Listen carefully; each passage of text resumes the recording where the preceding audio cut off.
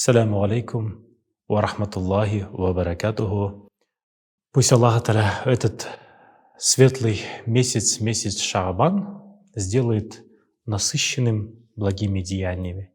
И изюминкой этого месяца, самым, наверное, большим подарком этого месяца, сделал ночь Бараат, в которую пророк Мухаммад, алейхиссалату вассалям, особенно усердствовал в молитвах. Даже в хадисе описывается, что Аиша, радыяллаху анха, ночью проснулась и увидела, что пророк Мухаммад, алейхиссалату вассалям, читает намаз. Но он находился в состоянии сажда и не двигался. И это продолжалось настолько долго, что Аиша, радыяллаху анха, подумала, что пророк Мухаммад, алейхиссалату вассалям, не спустил дух, то есть умер. Она, напугавшись, протянула до него руку и увидела, что пророк Мухаммад, алейхиссалату вассалям, пошевелил большим пальцем. Она так поняла, что он жив.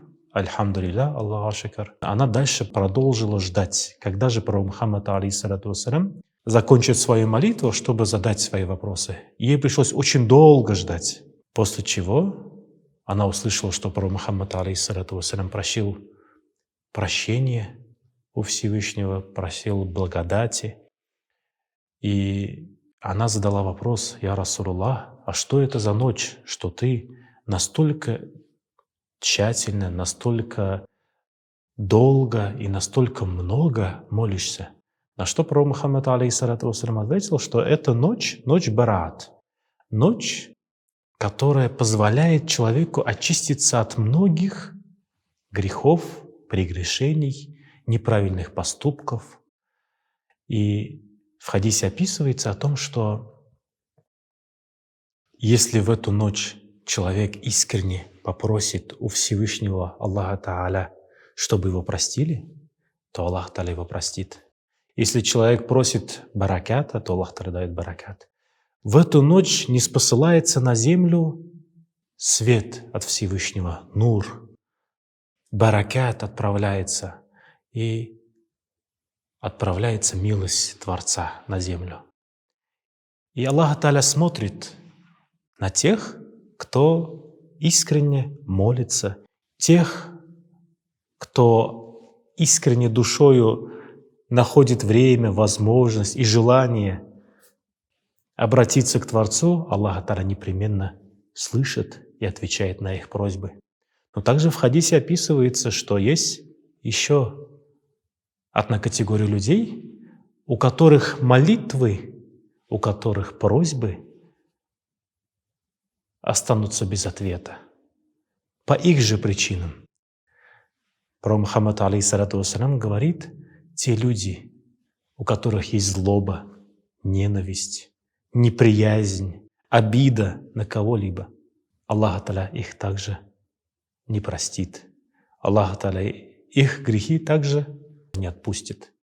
Поэтому очень важно в эту ночь попросить прощения у Всевышнего, но также и простить тех, кто вас обидел. На сегодняшний день мы можем видеть очень многих людей, которые держат обиду. Не так посмотрел, или не посмотрел, или посмотрел, но как-то косо.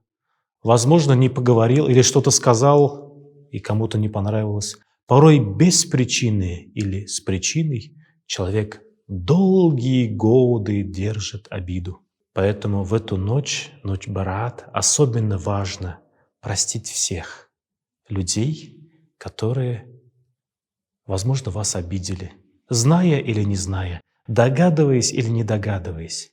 Это милостью же, баракатом же от Всевышнего вам же и вернется. И ваши же грехи будут прощены, Аллах Бирса. На что пророк Мухаммад, алейхиссалату вассалям, в другом хадисе как раз и говорит: тот, кто не умеет прощать, пусть не ждет, что Аллах Та'аля его простит. Потому что Аллах Та'аля прощает тех, кто умеет прощать. Те, кто в себе воспитали это великое качество прощения.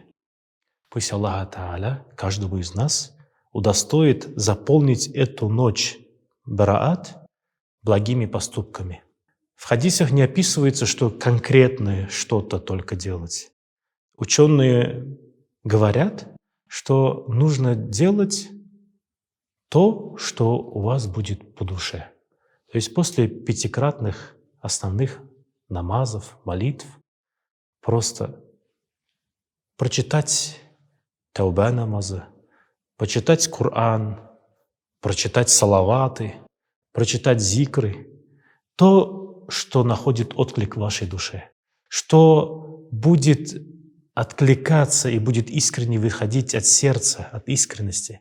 И тогда будет это самым дорогим, ценным, Аллах Виса, и принятым Всевышним Аллах Виса деянием.